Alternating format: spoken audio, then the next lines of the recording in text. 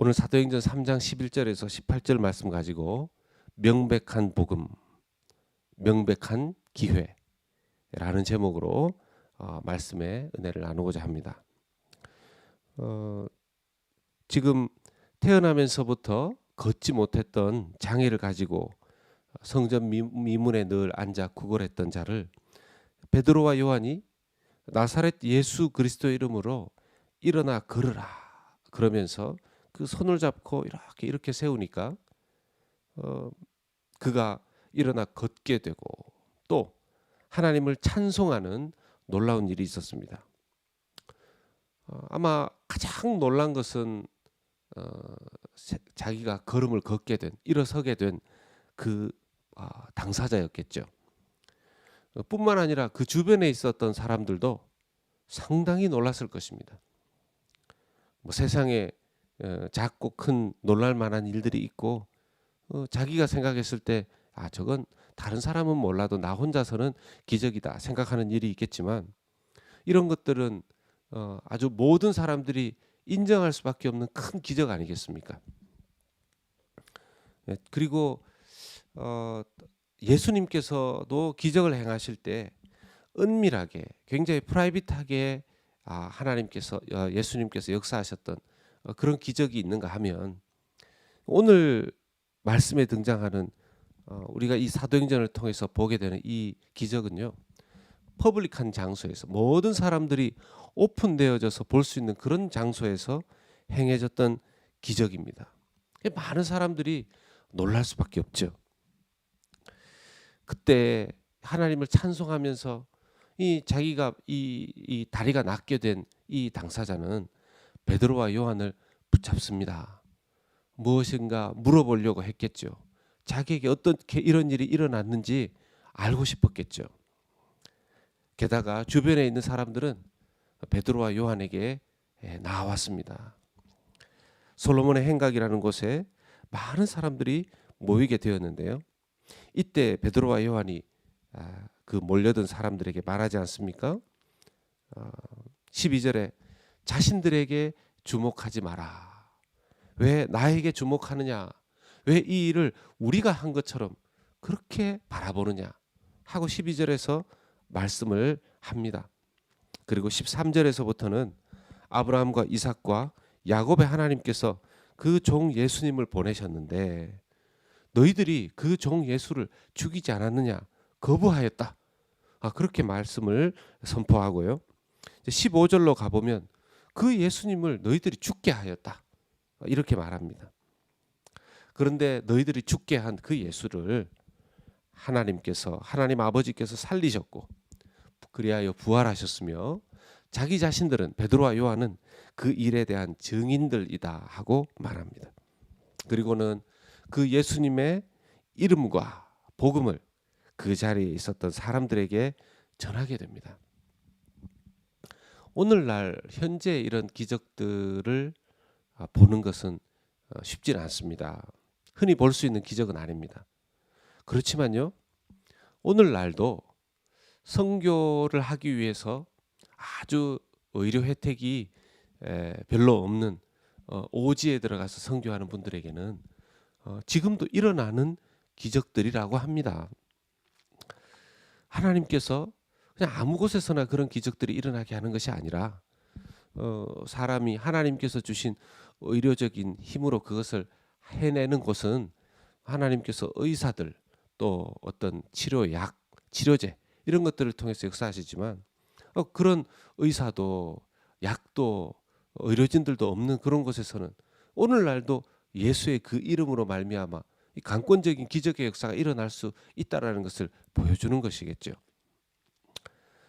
이 기적을 통해서 그때 당시에 베드로와 요한이 보여주는 태도를 보면서 또 오늘날도 예수님의 이름으로 놀라운 일들이 일어나고 있는 예수님의 그 이름으로 복음으로 많은 사람들이 변화되고 있는 것들을 보면서 우리가 이 장면 속에서 깨달을 수 있는 교훈들 마음에 담아야 되고 또 우리가 실천해야 될 것들은 무엇인지 크게 두 가지를 살펴보고자 합니다. 첫 번째는요, 너무나 명백해진 복음이 세상에 나타났다는 것입니다. 복음이 무엇인지 아주 명백해졌다라는 것입니다. 여러분도 아시다시피 이전에 베드로와 요한을 포함하여서 예수님의 제자들 확신이 없었습니다. 그들은 예수님의 부활을 믿지도 않았습니다.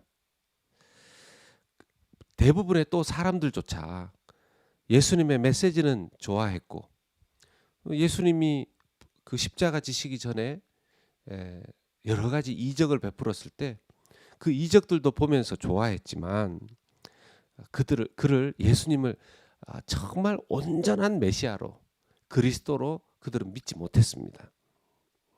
그래서 예수님은 그럼에도 불구하고 십자가를 지셨지요. 그리고 약속대로 예언하신 대로 3일 만에 부활하셨습니다. 이것을 베드로와 요한은 보았고 사실상 수많은 신도들이 그때 예수님의 부활을 보았습니다. 부활하셔서 예수님이 40일 동안 부활하신 이후에 하나님 나라를 다시 한번 확실하게 증거하시고 승천하셨는데 예수님이 승천하셨지만 예수님의 그 이름 나사렛 예수의 그 이름은 그대로 능력 있게 남아서 그 예수의 이름을 믿는 자들에게는 구원의 역사를 그 예수님의 이름을 믿는 자들에게는 성령을 받는 그 역사를 그 예수님의 이름을 힘입어서 그렇게 앉은 자가 태어나면서부터 장애를 가졌던 자가 일어나는 예수님이 이 땅에 거하실 때 이 땅에 계실 때 있었던 그대로의 능력이 그대로 나타나는 것을 보게 된 것입니다. 현재형으로 말이에요. 예수님의 복음이 그들 눈앞에서 분명하고 명백하게 드러난 것입니다. 이제는 의심할 여지가 없어진 것이죠. 우리가 초점을 맞춰야 하는 것은 예수님의 그 이름으로 우리가 기적을 오늘도 베풀 수 있느냐 없느냐 이 문제가 아니라 가장 큰 이적은 예수님의 부활에 이미 나타났고 예수님의 그 이름이 오늘도 유일하고 분명한 생명의 복음의 이름, 생명의 소식이 된다라는 것입니다. 베드로와 요한에게 이 복음이 분명하고 명백하게 전달되어진 것입니다. 우리에게 있어서도 이 복음이 분명하고 확실한 것이 될 수 있기를 바랍니다. 두 번째는요. 그렇기 때문에 이 복음이 얼마나 분명한 기회가 되는지 우리가 알아야 한다는 것입니다. 무슨 말이냐 하면 베드로의 설교는 그들이 예수님을 거부하였다라는 겁니다. 그렇죠? 그들이 처음 예수님이 십자가 지시기 전에 예수님의 복음을 다 받아들이지 않았습니다. 그러니 말씀에서 베드로가 이야기하는 것처럼 그들은 예수님을 거부하였고 십자가를 지게 빌라도의 손에 넘겨주었다라는 것입니다. 하나님의 아들 메시아로 그들이 거부하였지만 그런데 부활하신 그 예수님 지금 누구에게 복음이 전해지고 있습니까? 맞습니다. 예수님을 십자가에 못 박게 한 그 유대인들 그들에게 생명의 복음이 다시 전해지는 기회를 주셨다라는 것이죠.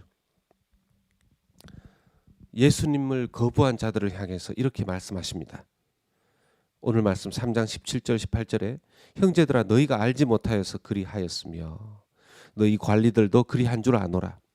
그러나 하나님이 모든 선지자의 입을 통하여 자기의 그리스도께서 고난 받으실 일을 미리 알게 하신 것을 이와 같이 이루셨느니라. 아멘.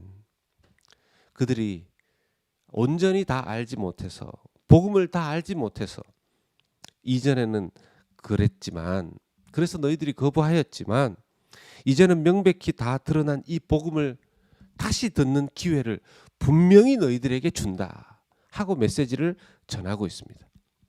분명한 기회를 사도들을 통해서 하나님께서 예수의 이름으로 주고 계시는 것입니다. 이 마지막 날에 사도행전의 역사는 계속해서 이어지고 오늘날도 현재형으로 이어지고 있는 줄로 믿습니다. 그런 의미에서 바로 오늘 우리가 먼저 예수님을 믿은 부활하신 예수 그리스도를 믿는 자들로서 그 분명한 복음, 그 명백한 복음, 또 그 복음을 많은 사람들에게 분명하고 명백하게 기회를 줄 수 있는, 기회를 제공하는 우리가 될 수 있어야 할 줄로 믿습니다. 사도행전의 복음이 능력 있게 모든 사람들에게 전해진 것처럼 오늘날에도 명백한 복음과 명백한 복음 전도의 기회가 주어져야 한다라는 것이죠. 먼저 예수님의 복음으로 성령을 받은 우리가 분명한 복음을, 확실한 기회를 전하는 자들로 살아갈 수 있기를 주 예수 그리스도 이름으로 축원합니다. 아멘.